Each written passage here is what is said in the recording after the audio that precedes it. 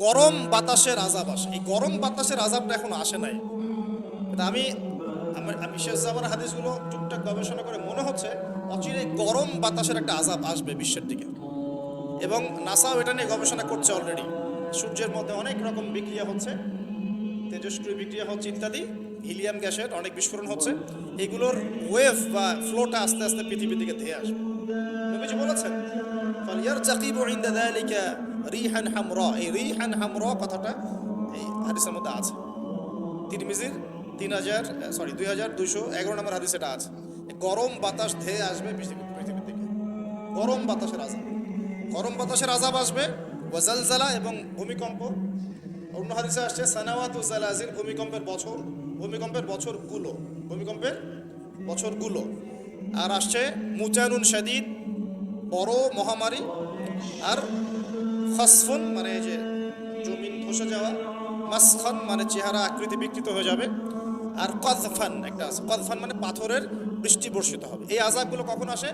এই পাপগুলোতে মানুষ যখন লিপ্ত হয়। ঢাকা শহর ভূমিকম্প প্রবণ এলাকা না? ভূমিকম্পের যে পাপগুলা, সেই পাপগুলো আমি কিন্তু একটা লেকচার আলোচনা করে আসছি সিলেটে, দেখে নিন অনলাইনে। 15টা থেকে 20টা পাপ আছে। এই পাপগুলোতে যখন একটা জাতি লিপ্ত হয়, আল্লাহর পক্ষ থেকে আযাব আসে। কয়েকটা কথা বলছি। পাপগুলোর মধ্যে একটা হচ্ছে যে যখন মানুষ বস্তুবাদী হয়, বেশি বস্তুবাদী মানে দুনিয়া নিয়ে খুব বেশি ব্যস্ত, পরকালের ফিকির কম, আল্লাহকে ভুলে গেছে। তারপরে যখন আমানত উঠে যায়, আমানত কি হয়? উঠে যায়। তারপর যখন গনিমতের মাল মনে করে আমানত মানুষ খেয়ে ফেলতেছে, আমানত রাখা হয়েছে, গনিমতের মাল মনে করে খেয়ে ফেলে। যখন মানুষ এই মাকে কষ্ট দিয়ে মানে মায়ের সাথে খারাপ ব্যবহার করে, বউয়ের আঁচল ধরে বসে থাকে।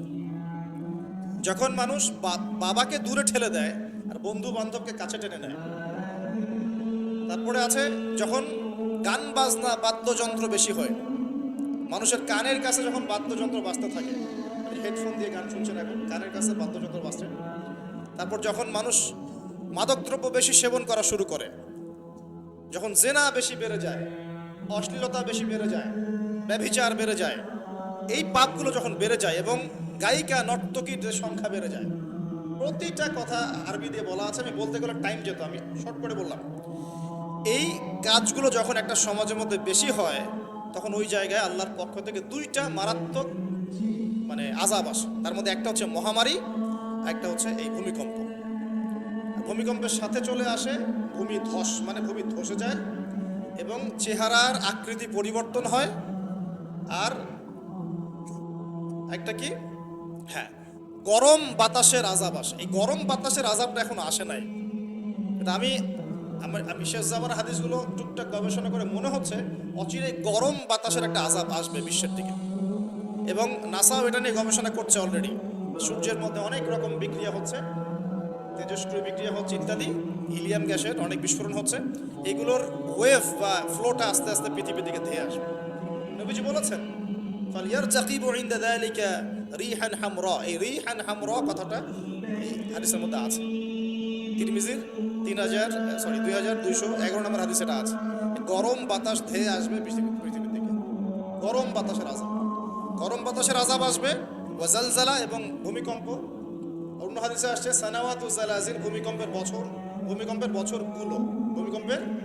বছরগুলো। আর আসছে মুচানুন শাদীদ, বড় মহামারী। আর খসফুন মানে যে জমিন ধসে যাওয়া, মাসখান মানে চেহারা আকৃতি বিকৃত হয়ে যাবে। আর কযফান একটা আছে, কযফান মানে পাথরের বৃষ্টি বর্ষিত হবে। এই আযাবগুলো কখন আসে? এই পাপগুলোতে মানুষ যখন লিপ্ত হয়। আর আমাকে বলেন দেখি, এই পাপগুলোতে আমরা কম বেশি লিপ্ত আছে কি নাই? বড় বড় বস্তুবাদী শহরগুলোতে এই পাপগুলো বেশি না? এখানে মানুষ ওই হাদিসের উপর আমল করছে। এখন কোন হাদিস? নবী সাল্লাল্লাহু আলাইহি ওয়াসাল্লামের ইন্তেকালের 80 থেকে 85 দিন আগে একটা হাদিস তিনি বলে গেছেন, একদম শেষের দিকে, জীবনের শেষের দিকে। ওই হাদিসটাকে বলে হাদিসে জিবরিল। কি বলে? নবীজিকে জিবরাইল আলাইহিস সালাম মানুষের রূপ ধরে এসে জিজ্ঞাসা করেছিলেন যে কিয়ামত কবে হবে। নবীজিকে জিবরাইল আলাইহিস সালাম মানুষের রূপ ধরে সবার সামনে জনসমক্ষে এসে জিজ্ঞাসা করেছেন কিয়ামত কবে হবে। নবীজি বলছেন মাত্র 2টো আলামত বলেছেন। কয়টা ভাই? 2টা। একটা হচ্ছে আনতালিদাল আমাতু রাব্বাতুহা, দেখবে যখন দাসী মনিবকে জন্ম দিচ্ছে। দাসী মনিবকে জন্ম দিচ্ছে মানে কি, সমাজের ন্যায় অন্যায়, হক বাতিল, হালাল হারাম, এই যে মানদণ্ড সব উল্টে যাবে। হালাল হবে হারাম, হারাম হবে হালাল, ন্যায় হবে অন্যায়, অন্যায় হবে ন্যায়, হক হবে বাতিল, বাতিল হবে হক, জায়েজ না জায়েজ, না জায়েজ জায়েজ। হ্যাঁ, মানুষ এই মানদণ্ড চেঞ্জ করে না এখন। বুঝতে পারছেন না মনে হয়? এখন সমাজে সত্য মিথ্যা, ন্যায় অন্যায়ের মানদণ্ড কি কোরআন সুন্নাহ এখনো টিকে আছে? এখন মানুষ নিজে যেটা ন্যায় মনে করে সেটাই ন্যায়, নিজে যেটাকে অন্যায় মনে করে সেটা অন্যায়, নিজে যেটাকে ভালো মনে করে সেটা ভালো, নিজে যেটাকে খারাপ মনে করে সেটা খারাপ। আল্লাহ যেটাকে হালাল করে দিয়েছেন মানুষ হারাম করে নিচ্ছে, আল্লাহ হারাম করে দিয়েছেন মানুষকে হালাল করে নিচ্ছে। হচ্ছে কি না এগুলা? তো এই যুগ চলে আসে নাই যে দাসী মনিবকে জন্ম দিচ্ছে না? মানে মানদণ্ড উল্টে গেছে। আমার কথা কি বুঝতে পারেন? মানদণ্ড উল্টে গেছে, জিনিস ভালো মন্দের, ন্যায় অন্যায়, হক বাতিলের মানদণ্ড উল্টে গেছে। বলেন তো, সত্য মিথ্যার মানদণ্ড কি? আমার বুদ্ধি না আল্লাহর ওহী? কোনটা? সত্য মিথ্যা, ন্যায় অন্যায়, হক বাতিলের চূড়ান্ত মানদণ্ড কি? আমার বুদ্ধি নাকি আল্লাহ পাকের কোরআন সুন্নাহ? কোনটা? কিন্তু সমাজে কি সেটাই বাস্তবায়িত আছে 100%? 50%ও কি আছে? তো এই সমস্যাটা কি চলছে কিনা, তার মানে কি আমাদের এই বড় আলামতটা আমরা দেখছি কিনা? দেখছি। গেল 2 নাম্বার। 2 নাম্বারটা নবী বলছেন ওয়া আনতারাল হুফাতাল উরাতাল আলাতা রিয়া আশাই ইয়াতাতাওয়ালুনা ফিল বুনিয়ান।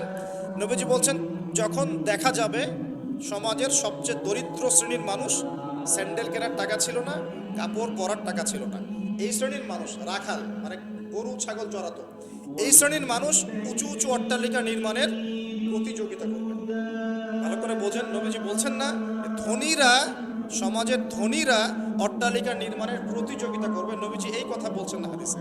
নবীজি বলছেন সবচেয়ে দরিদ্র শ্রেণীর মানুষ, রাখাল শ্রেণীর মানুষ, স্যান্ডেল নাই, গায়ে জামা নাই, এরা উঁচু উঁচু অট্টালিকা নির্মাণের প্রতিযোগিতা করবে। করছে কিনা? কিভাবে সম্ভব এই শ্রেণীর মানুষের অট্টালিকা নির্মাণ না, নির্মাণের কম্পিটিশন করা কিভাবে সম্ভব? 1, সুদের মধ্য দিয়ে; 2, করাপশন দুর্নীতির মধ্য দিয়ে; 3, অন্যের সম্পদ আত্মসাৎ করার মধ্য দিয়ে। এই সমস্যাগুলো চলছে কিনা সমাজে? এরাই যখন 10-20 তলা বিল্ডিং উঠাবে তখন তো আর মানুষকে মানুষই মনে করবে না। বুঝতে পারছেন না? এদের তো কোনো পড়াশোনা নাই, কোনো ব্যক্তিত্ব নাই, কোনো দিনই এলেম নাই, রুচিবোধ নাই, কালচার না, সামাজিক না, এর তো মানে অসামাজিক। এরা যখন, এদের হাতে যখন আপনি সম্পদ চলে যাবে, এরা তো সাধারণ মানুষকে মানুষই মনে করবে না, গরিব মানুষকে এরা কিছুই মনে করবে না, ও মনে করবে আমি সব কিছু। আমরা দেখেছি যার একটা বাড়ি আছে ঢাকায়, মানুষকে মানুষই মনে করে না, মানুষকে মানুষই মনে করে না, যে মনে করে আমি শহরের মালিক। হ্যাঁ, কি একটা অবস্থা মানুষের মধ্যে, যে কি অহংকার, কি আত্ম অহংকার, এই দালান কোঠার যে অহংকার। এই সমস্যাগুলো হলে আল্লাহ ভূমিকম্পতে ধসায় দিবেন না? দেখেন নাই কয়দিন আগে কি হলো? গতকালকে যে কোটিপতি ছিল তার পরের দিন রুটি নিয়ে দাঁড়ায় আছে, গতকালকে আইসক্রিম বিক্রি করেছে নাচানাচি করে, তার পরের দিন বসে আছে, কিচ্ছু নাই। আল্লাহ পাক এই পাপগুলো দেখে সবর করেছেন, ধৈর্য ধরেছেন। ধৈর্য ধরে এক সময় যখন আল্লাহ পাকের আযাব চলে আসছে, একবারে সব সবল করে দিয়েছে। আমরা তো কারো দুঃখে খুশি না, বরং এগুলো সারা দুনিয়ার মুসলমানদের জন্য শিক্ষা। সারা দুনিয়ার মুসলমান যে যেখানে আছি আমাদের সবার জন্য এটা শিক্ষা।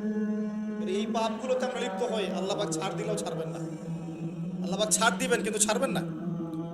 মানুষের মধ্যে এখন সম্পদের যে অহমিকা, গরিব মানুষকে মানুষই মনে করে না, খেটে খাওয়া মানুষকে মানুষই মনে করে না, রিক্সাওয়ালা যারা নিম্নবিত্ত, নিম্ন মধ্যবিত্ত, চা বিক্রি করে, পানের দোকান করে, হালাল খায়, কৃষক, এই মানুষগুলোকে এখন বড় লোকরা মানুষই মনে করে না। যাকাত তো দেয়ই না, যাকাত তো তার উপরে ছিল ফরজ, ওই যাকাত তো দেয়ই না যে এই খাবার তার কাছে পৌঁছাবে। উল্টা কিভাবে তাদের সম্পদ লুটে পুটে খাওয়া দেয় সেই বুদ্ধি। আবার দিলেও যে কত শর্ত, বাপরে বাপ। তো কিছুটা মনের কষ্ট থেকে বললাম কথাগুলো আর কি, যে আসলে আপনি যখন কোরআন এবং সুন্নাহর জ্ঞানী হবেন না, তখন অন্যকে সম্মান দিতে পারবেন না। আমরা বড় বড় স্লোগান দিই যে অমুক অমুকের সেবক, অমুক অমুকের সেবক। আসলে সেবা সত্যিকার অর্থে করছে? আল্লাহ পাক তার রাসূলের মাধ্যমে জানিয়েছেন। এই হাদিসটা একটু শোনেন, তারপর সামনে যাই। আল্লাহ পাক তার রাসূলের মাধ্যমে আমাদেরকে জানিয়েছেন, শোনো, আলা কুল্লুকুম রাইন, তোমাদের প্রত্যেকে হচ্ছে দায়িত্বশীল। তোমাদের প্রত্যেকেই দায়িত্বশীল। কেউ পরিবারের দায়িত্বশীল, কেউ ব্যবসা প্রতিষ্ঠানের দায়িত্বশীল, কেউ তোমার চাকরির প্রতিষ্ঠানের দায়িত্বশীল, কেউ সামাজিক দায়িত্বে আছো, কেউ প্রশাসনে, কেউ পররাষ্ট্র ইত্যাদি। তোমাদের প্রত্যেকেই দায়িত্বশীল। কুল্লুকুম রাইন ওয়া কুল্লুকুম মাসউলুন আন রাইয়াতি, এবং তোমাদের প্রত্যেককে যার যার দায়িত্ব সম্পর্কে আল্লাহ কিয়ামতের মাঠে জিজ্ঞাসা করবে। আমরা কি উত্তর দেওয়ার জন্য প্রস্তুত আছি ভাই? সবার আগে আমি দেখি আমি আমার উপর দায়িত্বশীল না? মনে করেন আমি বা আমাদের মতো যারা আছেন, যারা দায়ী ইলাল্লাহ, আলেম ওলামা, যারা উম্মার জন্য ভালো চিন্তা করেন, জনগণকে পথ দেখানোর চেষ্টা করেন, তাদের উপর সবচেয়ে বড় আমানত হচ্ছে কোরআন এবং হাদিস। তাদের উপর সবচেয়ে বড় আমানতটা কি? কোরআন এবং সুন্নাহ। এই জ্ঞানটাকে সত্যটাকে স্পষ্ট করে দেওয়া, এটার আলোকে সত্য মিথ্যাকে স্পষ্ট করে দেয়া। কতজন মানুষ এই কাজটা করতেছে? কেউ হিকমার দোহাই পেরে সত্য মিথ্যা স্পষ্ট করে না, কেউ চাকরি চলে যাবে এই ভয়ে সত্য কথা বলে না, কেউ আমার এই হবে সেই হবে কত কিছু চিন্তা করে সত্যের সাথে মিথ্যা তালগোল পাকায় সময় পার করতেছে। ওয়াজ মাহফিল বাংলাদেশের দিন প্রচারের একটা অন্যতম প্ল্যাটফর্ম। সারা দেশে মনে হয় প্রতিদিন 100-200 মাহফিল হয় কি না? কিন্তু আপনি দেখবেন প্রচুর মাহফিল, অহেতুক গাল গল্প কেচ্ছা কাহিনী, টাইম নষ্ট করা। হয়তো একজন আয়োজন করেছে, ওদের টার্গেট আমি টাকা কালেকশন করব, আর বক্তাও এখানে সুযোগ নেবে, কালেকশনে এত% না, ঠিক আছে?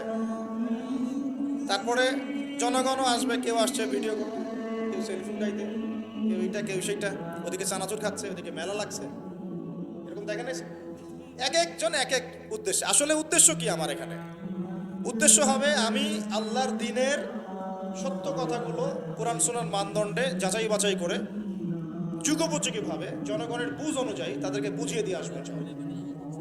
জনগণ কি করবে? অডিয়েন্স, তারা এখানে আসবে একটা নিয়াতে, আমরা কোরআন সুন্নাহ শুনবো, কোরআন সুন্নাহর কথাগুলোকে মেলাবো, যাচাই করব। যদি কোরআন সুন্নাহর সাথে মিলে যায় আমি গ্রহণ করব, যদি বক্তার কথা কোরআন সুন্নাহর সাথে না মেলে আমি নিব না। আমি কেন, যত বড়ই বুজুর্গ বক্তা আসুক না কেন, আলেম আসুক না কেন, কোরআন সুন্নাহর সাথে যদি তাদের কথাগুলো মিলে না যায় সেই কথা কখনোই আপনি গ্রহণ করবেন না। করবেন? কখনো কখনো কেউ অজ্ঞতাবশত এমন কথা বলতে পারে যেটা কোরআন সুন্নাহয় নাই। এটা যদি অজ্ঞতাবশত হয় তাহলে সে জ্ঞান অর্জন করলে আপনাকে শুধরে দিবে ইনশাআল্লাহ। আর যদি কেউ ইচ্ছা করে এগুলো করে তাহলে আপনার উপর দায়িত্ব হচ্ছে কোরআন সুন্নাহর মানদণ্ডে যাচাই করে তার কথা গ্রহণ করা। এই কাজটাই বা কয়জন করে? শ্রোতাদের মতো অনেকে আসছি বক্তাকে একবার দেখবো চলে যাবো, কেউ আসছে সেলফি উঠা, কেউ মোবাইলে ছবি তুলবে, কেউ ভিডিও করবে। প্রতিটা কাজের উদ্দেশ্য কি? আমাদের দ্বীনি কাজের উদ্দেশ্য হবে এই কাজগুলোর ওসিলায় পরকালে আল্লাহর নাজাত যেন পাই ইনশাআল্লাহ, এবং দুনিয়াতে আল্লাহর দ্বীন যেন এগিয়ে যায়, উপকৃত হয়। রিজিক, টাকা পয়সা, উন্নয়ন সবকিছু আল্লাহ পাকে দিবে ইনশাআল্লাহ। আল্লাহ দিবেন না? ইসলামপন্থীদের হাতেই সবচেয়ে বেশি রিজিক থাকবে ইনশাআল্লাহ, ইসলামপন্থীদের হাতেই সবচেয়ে বেশি সচ্ছলতা থাকবে ইনশাআল্লাহ। আর আগামীতে যে দিন আসতে যাচ্ছে, যে অর্থনৈতিক সংকটময় বিশ্ব আসতে যাচ্ছে, এই সময় যে কোরআন সুন্নাহর আলোকে ইকোনমিক্স ঢেলে সাজাবে সেই পার পাবে, অন্য কেউ পার পাবে না। বিশ্বাস করছেন না? দেখে নিয়ে যাকাত যদি এখনো চালু না হয় তাহলে গরিব মানুষের পেটে এবার লাথি মারা হবে সামনে, দেখে নিয়ে। যাকাত চালু করতে হবে। খালি কোটি কোটি টাকা প্রতি মাসে মাসে কামাই করবো, যাকাত দিব না, এটা বাদ দিয়ে দেন। যাকাত যে দিবে না সেও বিপদে পড়বে, যাকাত যাকে দেয়া হবে না তারও অর্থনৈতিক মন্দা শুরু হয়ে যাবে। যাকাত আল্লাহ পাক দিয়েছেন কোরআনের। কোরআনের অর্থনীতি মানে যাকাত, কোরআনের অর্থনীতি মানে ব্যবসা, কোরআনের অর্থনীতি মানে সাদাকা, কোরআনের অর্থনীতি মানে কৃষিভিত্তিক অর্থনীতি। এই পুরো বিষয়গুলোর মধ্যে সারা বিশ্বের অর্থনীতি পড়ে যায়। কিন্তু এখন আমরা এগুলো সব না হলেও অনেকগুলো অংশ সরিয়ে দিয়ে সুদ চালু করে এটা দিয়ে খাচ্ছি আর কি। সুদের পরিণাম ধ্বংস হবেই হবে, আজ হোক আর কাল হোক সুদ ধ্বংস হবেই হবে। সারা দুনিয়া এখন দেখছে যে সুদ কিভাবে ধ্বংস হয়, সারা দুনিয়া এখন দেখছে সুদ কিভাবে ধ্বংস হবে। মনে রাখবেন, এর ফলে শুধু এক শ্রেণীর মানুষই লাভবান হবে। কোন শ্রেণী? যারা বুর্জোয়া শ্রেণী, যারা পুঁজিবাদী শ্রেণী, যারা ধনিক শ্রেণী, যাদের হাতে সম্পত্তি কুণ্ঠিগত থাকবে, এরা হয়তো পার পেয়ে যাবে এই দুনিয়াতে। কিন্তু মধ্যবিত্ত শ্রেণী আর নিম্ন মধ্যবিত্ত শ্রেণীর জীবনে এমন দুর্ভোগ নেমে আসবে সামনে, দেখে নিয়েন কি হয়। সুদের পরিণতি হচ্ছে ধ্বংস। সুদের পরিণতি মানেই ধ্বংস। সুদ যখন চালু হবে তখন আল্লাহ পাক কোরআনে বলছেন, ও যে ব্যক্তি সুদ খেলো সে যেন আমার এবং আমার নবীর সাথে যুদ্ধ করলো। একটা বলি তাহলে বুঝবেন। সূরা বাকারায় 279-80 এই আয়াতগুলো দিকে আছে, 79-80। আল্লাহ পাক বলছেন, ইয়া আইয়ুহাল্লাযীনা আমানু, হে মুমিনগণ, ইত্তাকুল্লাহ, তোমরা আল্লাহকে ভয় করো। আল্লাহর কথা সহজ না? তোমরা আল্লাহকে ভয় করো। ওয়াযারু মা বাকিয়া মিনার রিবা, সুদ ছেড়ে দাও। সুদের অবশিষ্ট অংশ ছেড়ে দাও, মানে সুদ ছেড়ে দাও। ওয়া ইল্লাম তাফআলু, যদি তোমরা সুদ না ছাড়ো, ফাআযানু বিহারবিন মিনাল্লাহি ওয়া রাসূলিহি, তাহলে আল্লাহ এবং তার রাসূলের সাথে যুদ্ধের ঘোষণা শুনে নাও। কার কথা এটা? আমি বানিয়ে বললাম? আপনার কিতাব। এই কিতাব আপনার বাসায় নাই? আপনি কি এই কিতাবের জন্য জীবন দিতে চান না?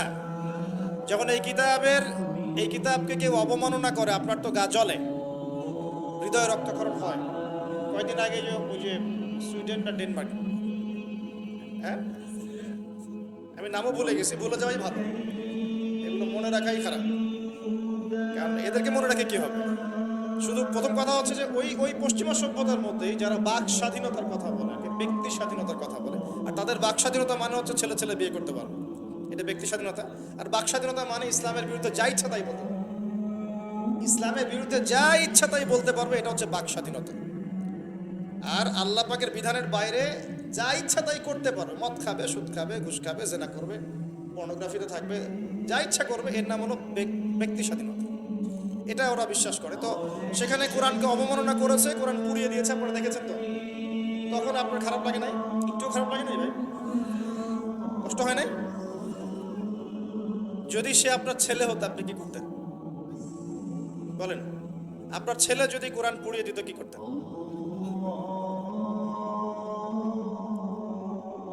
এখন আমাকে বলেন, ওই কোরআনেই আছে সুদ খাওয়া মানে আল্লাহ এবং তার রাসূলের সাথে যুদ্ধ করা। আমি আর আপনি যে মানছি না, এখন আমাদের কি হবে বলেন? সে তো অমুসলিম, কোরআনে কি আছে জানেই না বেচারা। কোরআনের প্রতি অনেক ক্ষোভ, কারণ কোরআন ওদের সমস্ত জাহিলিয়াত, অন্যায়ের বিরুদ্ধে কথা বলে। এই জন্য কোরআনকে পুরা দিতে চায় এবং নবীকেও গালিগালাজ করে, তাই না? ইসলামের বিরুদ্ধে দাঁড়া যায়, ইসলামের বিরুদ্ধে ওরা চেষ্টা চালায়, কারণ ওরা জানে না ইসলাম কি, ওরা বোঝে না কোরআন কি, ওরা বোঝে না মুহাম্মদ সাল্লাল্লাহু আলাইহি ওয়াসাল্লাম কে, তিনি কেমন আদর্শ, কেমন মানুষ, তিনি যে পুরো বিশ্বের জন্য রহমত, ওরা তো জানেই না, বোঝেই না। আমরা জানি না? এখন আমরা যে জানি, কিন্তু আমরা যে কোরআন পড়তে জানি না। আমরা তো জানি, কিন্তু আমরা তারপরেও যে কোরআন তেলাওয়াত করতে পারি না, জানার পরেও যে কোরআনের অর্থ কোনোদিন পড়ে দেখলাম না। আরে গত বছর তো অর্থ পড়তে বলেছিলাম যে অর্থগুলো একটু পড়ে দেখেন, বাপরে বাপ, যে ধোয়াটা ধুইল আমাকে, আমি একদম পরিষ্কার হয়ে গেছি, এমন ধোয়া ধুয়েছে। কোরআনের অর্থ পড়ার দরকার নাই। আমি কি বলেছিলাম যে কোরআন তেলাওয়াত করলে কোনো নেকি হবে না? কোরআন তেলাওয়াত করলে কোনো নেকি হবে না, এই কথা বলেছিলাম না? বলেছিলাম যে কোরআন তেলাওয়াত শুধু তেলাওয়াত করে গেলে আপনি ভিতরের হকটা আদায় করতে পারবেন না। কোনটা বলেছে? কোরআনে আপনি সূরা ফাতিহা পড়লেন, কিন্তু সূরা ফাতিহার অর্থ আপনি বুঝলেন না। আপনি কি সূরা ফাতিহার মধ্যে আল্লাহ যা বলেছেন তা কি বুঝতে পারলেন? এই যে আয়াত একটা তেলাওয়াত করলাম, আপনি পড়তে পারলেন, ইয়া আইয়ুহাল্লাযীনা আমানু তাকুল্লাহা ওয়া যারু মা বাকিয়া মিনার রিবা ইন কুনতুম মুমিনিন ওয়া ইল্লাম তাফআলু ফাআযানু বিহারবিন মিনাল্লাহি ওয়া রাসূলিহি। আপনি কি কিছু বুঝলেন? তেলাওয়াত তো করলেন, প্রত্যেক হরফে 10 নেকি হলো, আপনার আমলনামায় প্রত্যেক হরফে 10 নেকি হলো, ঠিক আছে, বুঝলাম, মানলাম, কিন্তু এই আয়াত যে আপনি বুঝতে পারলেন না। এটা এখন আমি যদি বলে দেই আয়াতের অর্থটা এমন, হে মুমিনগণ, আল্লাহকে ভয় করো, সুদ ছেড়ে দাও, যদি না ছাড়ো আল্লাহ এবং তার রাসূলের সাথে যুদ্ধের ঘোষণা শুনে রাখো। এবার কি কিছু বুঝতে পারলেন? বুঝতে পারলেন না? তাহলে অর্থের দরকার নাই ভাই। আর কত সহজ করে বলবো বলেন তো ভাই? আর কত সহজ করে বলবো? আমি যে এখন মুসলিম পরিবারে জন্ম নিয়েও যে আমি কোরআন তেলাওয়াত করতে পারছি না, অর্থটা পড়ে দেখছি না, নবীর হাদিসগুলো পড়ছি না, কোরআন রেগুলার একটু তেলাওয়াত করি না, কোরআনের একটু দাওয়াত মানুষকে দেই না, কোরআনের কাজে সাহায্য করছি না, এগুলো কি আমার অপরাধ হচ্ছে না? কে বড় অপরাধী তাহলে? তারা না আমরা? বলেন এবার, দ্বিতীয় ওয়াদাটা করতে পারি? প্রথম ওয়াদা করেছেন দরুদ পড়বেন সকালে সন্ধ্যায় 10 বার করে, মনে আছে তো নাকি ভুলে গেছেন? আমাদের মেমোরি তো এখন মাছের মতো, অ্যাকুরিয়ামের মাছ আছে না, মাছের মেমোরি ওখানে ঘোরে কেন সারাদিন জানেন? কারণ ওর memory short time memory loss, মানে ওর মেমোরি এত নিচু স্কেলের, ও মনে করে যে এটা হচ্ছে অনেক বড় সমুদ্র, কোথায় গেল ভুলে গেল, এই যেখান থেকে এই পর্যন্ত গিয়েছে ও ভুলে গেছে কোথায় কোথায় আসছে, মেমোরি লস। আমাদের কেন জানি আমাদের জাতিটা এরকম হয়ে গেছে, আল্লাহ মাফ করুক। একটা ইস্যু আসে ওইটা নিয়ে একদম মাতামাতি লাফালাফি, চলে গেলে ওটা ভুলে যাবে, নতুন ইস্যু, এমনটা হয় না? আচ্ছা, তো আপনারা ওই রকম হয়েন না অন্তত পক্ষে, আল্লাহ পাক তৌফিক দান করুন। তো প্রথমে ওয়াদা করেছেন কি 10 বার করে দরুদ, মনে আছে তো? আচ্ছা, এবার দ্বিতীয় ওয়াদা করেন যে কোরআন যারা তেলাওয়াত করতে জানেন না, আমি অর্থের কথা বলছি না এখন, জাস্ট তেলাওয়াতের কথা বলছি, যারা কোরআন তেলাওয়াত করতে জানেন না, এই যে রমজান মাস সামনে আসছে, এই পুরো রমজান সময় দিলাম বিশুদ্ধ করে কোরআন তেলাওয়াত শিখতে হবে। রাজি আছেন ইনশাআল্লাহ? রাজি আছেন ইনশাআল্লাহ? ওয়াদা করছেন তো? নিয়াত এত দুর্বল কেন? নিয়াত এত দুর্বল কেন? কোরআন তেলাওয়াত শিখতে কি কষ্ট হবে খুব? এটা তেলাওয়াত শেখাটা কি অযথা হবে? কাজে দিবে? কোরআন যে তেলাওয়াত করতে জানে না, কোরআন কি তার পক্ষে সাক্ষী দিবে না বিপক্ষে সাক্ষী দিবে? আর কোরআন যার বিপক্ষে সাক্ষী দিবে সে কি জান্নাতে যাবে? কি মনে হয়, জান্নাতে যাবে? আচ্ছা, তাহলে একটু ওয়াদা করতে পারি ইনশাআল্লাহ, আগামী রমজান শেষ হওয়ার আগেই কোরআন তেলাওয়াত শেষ হওয়া চাই ইনশাআল্লাহ। পারা যাবে ইনশাআল্লাহ? যদি ফজিলত বলি, প্রত্যেক হরফে 10 নেকি পাবেন ইনশাআল্লাহ, প্রত্যেক হরফে 10 নেকি। কোরআনে কতগুলো হরফ আছে জানেন? আয়াত, আয়াত, হরফ, হরফ মানে অক্ষর, আর আয়াতও 6666টা নাই, 6666টা আয়াত কোরআনে নাই, বাসায় গিয়ে গুনে দেখেন। কোরআনে আয়াত আছে 6236টা, 6236টা, বাসায় গিয়ে গুনে দেখেন। 2, কোরআনের শব্দ আছে 77,800টা, শব্দ বুঝি, ওয়ার্ডস 77,800টা, এটা হলো শব্দ সংখ্যা। আর অক্ষর প্রায় 5 থেকে 6 লক্ষ অক্ষর আছে, 5 থেকে 6 লক্ষ অক্ষর আছে। প্রত্যেক হরফে 10টা করে যদি নেকি হয়, একবার বিশুদ্ধ করে কোরআন খতম দিলে কত নেকি হয় বলেন? কত হবে? কয়েক কোটি তো হবে নাকি ইনশাআল্লাহ? হবে তো নাকি? আল্লাহ পাক আমাদের সবাইকে বিশুদ্ধ করে কোরআন তেলাওয়াত করার তৌফিক এনায়েত করুন, বলি আমিন। এখন যারা আমরা কোরআন তেলাওয়াত করতে জানি, হাফেজ আছি বা কোরআন পড়তে পারি মাশাআল্লাহ, তারা কি একটু ওয়াদা করতে পারি যে এই রমজান মাসে আলিফ লাম মিম থেকে শুরু করে মিনাল জিন্নাতি ওয়ান নাস পর্যন্ত 114টা সূরার অর্থ পড়ে দেখবো ইনশাআল্লাহ? কারা কারা কোরআন তেলাওয়াত করতে জানেন হাত তোলেন দেখি একটু, মাশাআল্লাহ, শুকরিয়া, জাযাকুমুল্লাহ, অনেকেই জানেন মাশাআল্লাহ, হাত নামান। যারা জানি, আমরা এবার ওয়াদা করলাম, নিয়াত করলাম ইনশাআল্লাহ তাআলা এই রমজান মাস শেষ হওয়ার আগেই, আমরা এখন থেকে শুরু করব, রমজান শেষ হওয়ার আগেই আল কোরআনের 114 সূরা মানে 30টা পারা, প্রতিদিন 1 পারা করে, প্রতিদিন 1 পারা করে 30টা রোজায় 30 পারার অর্থ পড়ে শেষ করবো ইনশাআল্লাহ তাআলা। রাজি আছেন ইনশাআল্লাহ?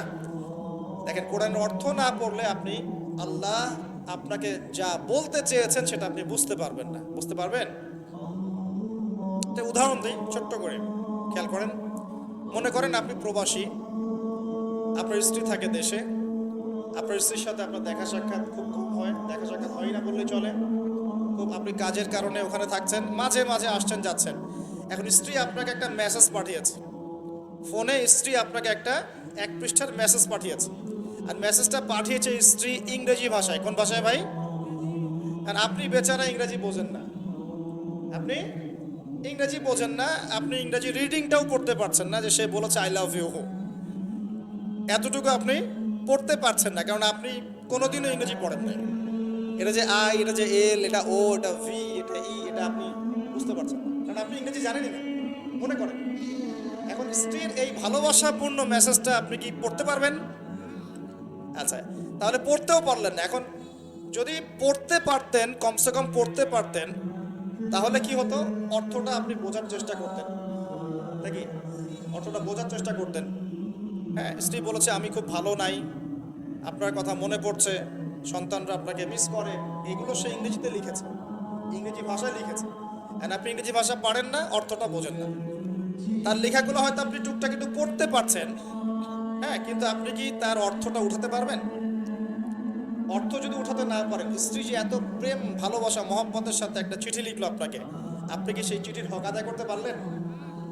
এবার আপনি বোঝেন আল্লাহ রাব্বুল আলামিন আমাদেরকে এই দুনিয়াতে সফল হওয়ার জন্য আর পরকালে জান্নাত পাওয়ার জন্য এই কোরআনটা নাযিল করেছে। আল্লাহ পাক তার পক্ষ থেকে এই মেসেজটা পাঠিয়েছেন তার নবীর মাধ্যমে, তোমরা যেন দুনিয়ায় সফল হতে পারো, দুনিয়া কিভাবে চলবে, কিভাবে খাবে, কিভাবে নামাজ পড়বে, কিভাবে সমাজকে ডিল করবে, কিভাবে পরিবার চালাবে, কিভাবে রাষ্ট্র চালাবে ইত্যাদি সব কিছু আল্লাহ পাক এই কিতাবের মধ্যে নাজিল করে নামিয়ে দিলেন রাসূল সাল্লাল্লাহু আলাইহি ওয়াসাল্লামের কাছে, তিনি আমাদের সবাইকে জানিয়ে দিলেন। আর বেচারা আমি যদি এই ভাষাও না বুঝি আর এটা পড়তেও না জানি, আমি কি আল্লাহ পাকের সেই মহব্বতের হক আদায় করতে পারবো? এটাই হলো আমাদের উম্মার এখন সবচেয়ে বড় সমস্যা। আমরা আল্লাহ পাকের কিতাবের হক আদায় করতে পারি না। কেমন করে পারবো? কিতাব তো পড়তেই পারি না। আর অনেকে মনে করে এই কিতাব আমার পড়ার দরকার নাই, আলেম ওলামারা পড়লেই হবে, তাই না? এমন মানসিকতা আছে না? আরে ভাই আমি এত বুঝি না, আমি সাধারণ মুসলমান, হ্যাঁ, আমার এত সময় নাই, পরিবার আছে, ব্যবসা আছে, আমি খালি হাইয়া আলা সালাহ বললে মসজিদে যাব, ব্যাস বাসায় চলে আসবো। এরকম মুসলমান দিয়ে আল্লাহর জমিনে আল্লাহর দিন প্রতিষ্ঠা হবে না। এরকম মুসলমান দিয়ে আল্লাহর জমিনে আল্লাহর দিন প্রতিষ্ঠা হয় না। আল্লাহ পাকের জমিনে আল্লাহর দিন প্রতিষ্ঠা হয় কাদের দ্বারা? যারা জ্ঞান অর্জন করে, জ্ঞান অনুযায়ী আমল করে, শরীয়তের গভীর জ্ঞান অর্জন করে, ওই জ্ঞানটাকে মানুষের মধ্যে ছড়ায় দেয়, দিনের দাওয়াতে কাজ করে, হালাল খায়, পরিবারের মধ্যে দিন প্রতিষ্ঠা করে, নামাজ কায়েম করে ইত্যাদি, মানুষকে ঐক্যবদ্ধ করার চেষ্টা করে, ইসলামকে একটু একটু করে এগিয়ে নেয়। যাদের এসব নিয়ে কোনো ফিকিরই নাই, তাদের দ্বারা কি দিন প্রতিষ্ঠা লাভ করবে? তো প্রিয় ভাইয়েরা, আমার রিকোয়েস্ট, যারা কোরআন তেলাওয়াত করতে জানি মাশাআল্লাহ বা হাফেজ আছি এখানে উপস্থিত, রমজান মাস শেষ হওয়ার আগেই 114 সূরার অর্থ পড়ে শেষ করে দেবো ইনশাআল্লাহ। রাজি আছেন ইনশাআল্লাহ? আল্লাহ পাক সবার আগে আমাকে তৌফিক দান করুন, এরপর আপনাদের সবাইকে তৌফিক দান করুন। তাই চরিত্র পবিত্র রাখার জন্য একটা আমি পরামর্শ দিই, নিজেকে ভালো কাজে ব্যস্ত রাখেন। নিজেকে ভালো কাজে ব্যস্ত রাখেন, সেটা সামাজিক কাজও হতে পারে। সমাজ কল্যাণমূলক কাজ করেন না, জনসেবা করেন, মানুষের সেবা করেন, মানুষের কাছে থাকেন, সোশ্যাল ওয়ার্ক করেন। এই যে অ্যাসোসিয়েশন আছে না কিছু সামাজিক, নন পলিটিক্যাল, নন প্রফিটেবল কিছু ফাউন্ডেশন থাকে না, মানুষের কল্যাণে কাজ করেন, ইফতারের প্রজেক্ট করেন সামনে, ঠিক আছে? তারপরে শীতবস্ত্র হয়, তারপরে যে ত্রাণ রিলিফ, মানে মানুষের কল্যাণ, বৃক্ষরোপণের কাজ, তারপরে আপনার এই যে রক্তদান কর্মসূচি, এই টাইপের যে ভালো ভালো কাজ, সমাজ কল্যাণমূলক কাজ, এই সমাজ কল্যাণমূলক কাজগুলো করলেও মনটা বড় হবে ইনশাআল্লাহ। ভালো কাজে ব্যস্ত থাকবেন, আপনি দেখবেন মাথার মধ্যে শয়তানি নাই। যখন মানুষের কাজ নাই, সারাদিন অলস বসে থাকে, মাথার মধ্যে দুনিয়ার শয়তানি ঘোরাফেরা করতে থাকে। আল্লাহ পাক আমাদের সবাইকে ভালো কাজের সাথে থাকার তৌফিক দান এবং ভালো কাজে একে অপরকে সহযোগিতা করার তৌফিক দান। মনে রাখবেন, দান করলে কোনোদিনও টাকা কমে যায় না। আপনার দানের টাকা ঘুরে ফিরে আপনার কাছে আসবে, বুঝতে পারছেন না? আপনার দানের টাকা ঘুরে আল্লাহ আপনার কাছে ফিরাই দিবে। কিভাবে ফিরাবেন সেটা আল্লাহর দায়িত্ব। আমি কি বুঝাবো কিভাবে ফিরাবেন? বুঝবেন, একটু বোঝানোর চেষ্টা করবেন। অর্থনীতি কিন্তু কঠিন, সহজ করে বোঝানোও কঠিন, সবাই সহজ করে বোঝাতেও পারবে না। আমি একটা পয়েন্ট খালি বুঝাই আপনাদেরকে, বোঝার চেষ্টা করেন। মনে করেন আপনাদেরকে অর্থনীতি বুঝাই, এগুলো আমাদের সাবজেক্ট ছিল, আর তখন আমরা আসলে অর্থনীতি কিছুই বুঝতাম না। তারপরে যখন কোরআন হাদিস পড়া শুরু করলাম, তখন দেখলাম যে ও আচ্ছা, ব্যাপার তো খুব সহজ। সহজ জিনিসটাকে এত কঠিন করা হয় কেন? দেখেন কিরকম, মনে করেন একটা বাজার, আপনাদের এখানে বাজার আছে কি? আচ্ছা, এই বাজারের মধ্যে ধরেন 100 ব্যবসায়ী আছে, আর ব্যবসায়ীরা ব্যবসা করে। আল্লাহ পাক ব্যবসা হালাল করেছেন না হারাম করেছেন? হালাল ব্যবসা। ব্যবসায় একটা 10 টাকার পণ্য আপনি চাইলে 30 টাকা, 40 টাকা, 50 টাকা, 100 টাকা বিক্রি করতে পারবেন কি না? পারবেন। মার্কেটের একটা ফিক্স প্রাইস থাকে, মার্কেট প্রাইস, এটাকে বলে মার্কেট প্রাইস, যে একটা দাম নির্ধারণ করা হয় যে আমরা এই দামে সব সেল করবো, তাই না? আচ্ছা, অ্যান্ড ব্যবসায়ীরা ব্যবসা করছে, ব্যবসায় লাভও আছে, লসও আছে, ঝুঁকিও আছে, লাভও হতে পারে, লসও হতে পারে। এখন ব্যবসা করার সময় দেখা গেল যে এক ভাই লাভ করলো, আরেক ভাই লস করলো, এমনটা হয় কিনা? আল্লাহ পাক এখানে কি করেন জানেন? এই বাজারের মধ্যে যে সম্পদগুলো আছে, অর্থ সম্পদ, আপনারা যেটা কারেন্সি বলেন, এগুলো আল্লাহ রাব্বুল আলামিন হাত থেকে হাতে ঘোরাতে থাকেন। আজকে আপনার হাতে, কালকে তার হাতে, কালকে তার হাতে, পরশু আরেক ভাইয়ের হাতে। এই সম্পদ বাজারের মধ্যে ঘুরতে থাকে। বাজারটা হতে পারে সমাজ, হতে পারে রাষ্ট্র, হতে পারে বিশ্ব। ভালো করে বোঝেন, ছোট পরিসরে হতে পারে সমাজ, হতে পারে রাষ্ট্র বা বিশ্ব। আল্লাহ পাক সম্পদটা সার্কুলেট করেন, ঘোরাতে থাকেন। আজকে তার হাতে, কালকে তার হাতে, কালকে তার হাতে, এভাবে সম্পদ ঘুরতে থাকে। লাভ লসের রিস্ক আছে, কেউ লাভ করে, কেউ লস করে। এভাবে সম্পদ সার্কুলেট হতে হতে হতে আল্লাহ পাক যাকে ইচ্ছা ধনী বানান, যাকে ইচ্ছা গরিব বানান। কথা বুঝতে পারছেন? এটা হলো এই জায়গায় রিজিকটা নিয়ন্ত্রণ করেন সরাসরি আল্লাহ পাক। আল্লাহ পাক কারো সম্পদ নেন, কারোকে দেন, কারো কাছ থেকে নেন, কারোকে দেন, কারো কাছ থেকে নেন, কাউকে দেন। এভাবে সম্পদ ঘুরতে থাকে। আর যদি দেখা যায় সম্পদ মানে চাহিদার চেয়ে কম হচ্ছে, আল্লাহ পাক সম্পদ উৎপন্ন করে দেন। জমিন থেকে উৎপন্ন করেন, আসমান থেকে উৎপন্ন করেন। আমি মানে বুঝাতে পারছি না। এরপরও যদি দেখা যায় যে সমাজে সংকট হলো, অন্য সমাজ থেকে আমদানি করতে হয়। যদি একটা রাষ্ট্রের সংকট হচ্ছে, অন্য রাষ্ট্র থেকে আমদানি করতে হয়। এভাবে একটা সিস্টেম চলে, ইসলামিক সিস্টেম। এখানে ব্যবসা হচ্ছে মূল। এখানে দায়িত্ব আল্লাহ নিয়ে নেন, কাউকে ধনী করবেন, কাউকে গরিব করবেন। সম্পদ ঘুরতে থাকবে, ঘুরতে থাকবে। এভাবে আল্লাহ পাক আপনার এই যে ধনী ব্যক্তি মনে করেন, যে সম্পদ এখানে লাভ করেছে, এই ব্যক্তির উপর আবার জাকাত ফরজ আছে। কি আছে? জাকাত ফরজ আছে। এখন এই যখন ধনী হবে, নিসাব পরিমাণ সম্পদ আসবে, তখন এ জাকাত দিবে গরিবকে। তখন যার হাত থেকে সম্পদ চলে আসছে, ওর কাছে আবার সম্পদ ফিরে যাবে। সুবহানাল্লাহ। বুঝতে পারলেন কি কিভাবে সম্পদ আল্লাহ পাক ঘোরান? এর জাকাত ছাড়াও আছে সাদাকা। সাদাকা ছাড়া সাদাকাতুল ফিতর আছে, অনুদান আছে, এবং নরমালি আল্লাহ পাক কিন্তু সদকা করতে উৎসাহিত করে। এইভাবে একটা ইকোনমিক সিস্টেম চলতে থাকে, ছোট বা বড় পরিসরে। এইভাবেই মদিনা টিকে ছিল। এইভাবেই মদিনার ইকোনমিক সিস্টেম চলতো নবী সাল্লাল্লাহু আলাইহি ওয়াসাল্লামের যুগে। তো সেখানে আরো একটা বিষয় এক্সট্রা ছিল, যেটা এখন নাই। সেটা ছিল গনিমত। সেটা কি? রাসূল সাল্লাল্লাহু আলাইহি ওয়াসাল্লাম সাহাবীরা বিভিন্ন যুদ্ধ এবং জিহাদ করতেন কিনা? না, তারা তো এগুলো করতেন না। মসজিদে বসে খালি সুবহানাল্লাহ পড়তেন। হ্যাঁ নাকি? বদর তো হয়নি ইসলামে, হয়েছে? এগুলো বললে তো দেখা যাবে বাপরে বাপ, অবস্থা খারাপ। হ্যাঁ, জিহাদি বয়ান শুরু করেছে। এগুলো কি ইতিহাসে আছে কি না? যখনই মুসলিমরা যুদ্ধে গিয়েছে এবং জয় করেছে, তখন বিপুল গনিমতের সম্পদ লাভ করেছে। বুঝতে পারছেন? গনিমত মানে ওই যে যাদের সাথে যুদ্ধ হচ্ছে, ওদের সব সম্পত্তি মুসলিমরা তখন পেয়ে যায়, কারণ ওগুলো ছেড়ে ওরা পালিয়ে যায়। এটা এর মধ্য দিয়ে মুসলিম ব্যাপক সচ্ছলতার মুখ দেখেছিল। খায়বারের যুদ্ধে জয়ের মধ্য দিয়ে মুসলিমরা প্রায় 1/3 সম্পদ পেয়েছিল আরবের মধ্যে। জাজিরাতুল আরবের 1/3 সম্পদ শুধু খায়বার যুদ্ধ জয়ের মধ্য দিয়ে লাভ করা হয়েছে। ওইটা তো নাই, এখন ক্লোজড। আমি ওগুলো বাদ দিয়ে এই সিস্টেমগুলোর কথা বললাম, সাদাকা, ব্যবসা ইত্যাদি। তার মানে ইসলামিক ইকোনমিক সিস্টেমের মধ্যে আল্লাহ পাক সম্পত্তি নিয়ন্ত্রণ করছেন এবং কাউকে ধনী বানাচ্ছেন, কাউকে গরিব করছেন। সম্পদ হাতে হাতে ঘুরছে। যে ধনী সে আবার জাকাত দিচ্ছে, তখন গরিবের কাছে ধনীর সম্পত্তি চলে আসছে। বুঝতে পারছেন কি ভাই কিছু? আচ্ছা, কঠিন হচ্ছে আলোচনা মনে হয়। আচ্ছা, একটু কঠিন শোনেন। খালি কি আর উঠে উঠবস করা, ঢেলে দেই, চা খাই, কফি খাই শুনলে হবে? হ্যাঁ, এগুলো শুনলে হবে খালি? ভালো করে শুনি ইনশাআল্লাহ। এখন চলমান সিস্টেমে কি সমস্যা হয়? যখন আপনি ব্যবসাটাকে গুটিয়ে নিয়ে সুদটাকে প্রাধান্য দিচ্ছেন। সুদের মধ্যে কি লাভ লস দুটো রিস্ক আছে, ঝুঁকি আছে কোনো?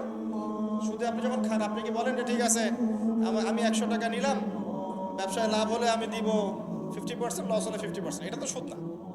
এটা কি সুদ?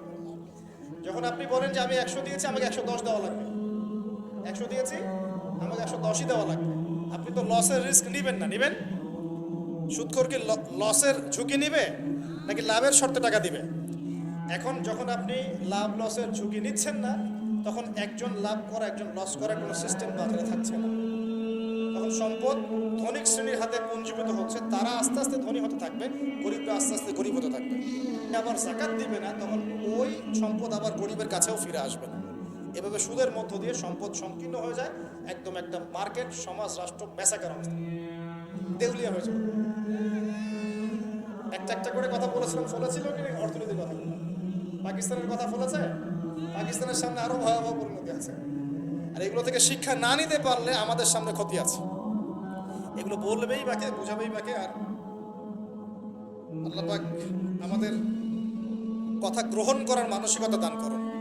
কমপক্ষে কথাগুলো শুনে একটু যাচাই করার তৌফিক আল্লাহ দান করুন। যাচাই করার পর যদি দেখা যায় যে হ্যাঁ ঠিকই বলেছে ছেলেটা, বা কম কিছুটা হলেও ঠিক বলেছে, ওইটুকু অন্তত গ্রহণ করার তৌফিক আল্লাহ দান করুন। একবারে যদি নেগলেক্ট করে রাত দূর এইসব কথা শোনারই দরকার নাই, তাহলে তার কিছু হইল না। সমস্যা নাই, আমাদের কাজ কি? ফাযাক্কির ইন্নামা আনতা মুযাক্কির। আল্লাহ পাক আল্লাহ আল্লাহর দ্বীনের দায়ীদের দায়িত্ব দিয়েছেন, তোমরা উপদেশ দিবে, তোমরা শুধু উপদেশদাতা। লাস্তা আলাইহিম বিমুসাইতির, কারো প্রতি তোমরা দারোগা নাও, চাপ দিয়ে মানাতে হবে এই দায়িত্ব তোমাকে দেওয়া হয় না। জাস্ট বলে দিয়ে চলে আসো সামনে। ফাযাক্কির ইন্নাফাআতিয যিকরা, তুমি উপদেশ দিবে হে নবী। সায়াযাক্কারু মান ইয়াখশা, যে উপদেশ গ্রহণ করবে সে শীঘ্রই গ্রহণ করবে, যে যে আল্লাহকে ভয় করে সে শীঘ্রই উপদেশ গ্রহণ করবে ইনশাআল্লাহ তাআলা। প্রিয় ভাইরা, তো এখনকার চলমান বিশ্বের ইকোনমিটা হচ্ছে সুদ ভিত্তিক। এই কারণেই ইকোনমিক সমস্যাগুলা, মন্দাগুলা, স্যাংশনগুলা, করাপশনগুলা, এগুলো এগুলো সুযোগ থেকে যায়। আদারওয়াইজ ইসলামিক ইকোনমিক সিস্টেম পরিপূর্ণরূপে থাকলে এই সমস্যাগুলো হতো না।